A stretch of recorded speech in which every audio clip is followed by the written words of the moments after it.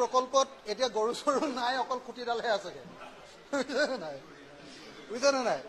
গৰুকুটি প্ৰকল্পটো আছিলে বিজেপিৰ আটাইতকৈ ডাঙৰ উন্নয়ন মডেল, হয়নে নহয় কওক? অসম বদলাই দিয়াৰ প্ৰকল্প আছিলে নে নাই গৰুকুটি প্ৰকল্প?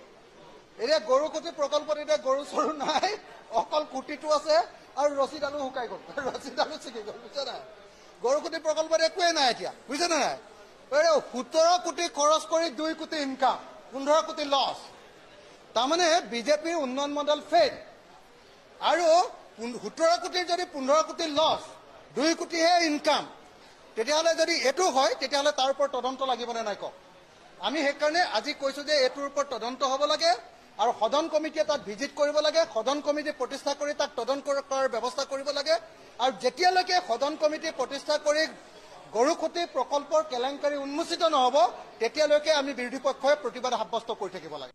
গৰুকুটি প্ৰকল্পত এতিয়া গৰু চৰু নাই, অকল খুঁটিডালহে আছেগে। নাই বুজিছেনে নাই?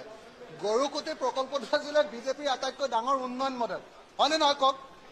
অসম বদলাই দিয়াৰ প্ৰকল্প আছিলে নে নাই গৰুকুটি প্ৰকল্প? এতিয়া গৰুকুটি প্ৰকল্পত এতিয়া গৰু চৰু নাই, অকল কুটিটো আছে আৰু ৰছীডালো শুকাই গ'ল, ৰছীডালো ছিগি গ'ল, বুজিছে নাই? গৰুকুটি প্ৰকল্পত একোৱেই নাই এতিয়া।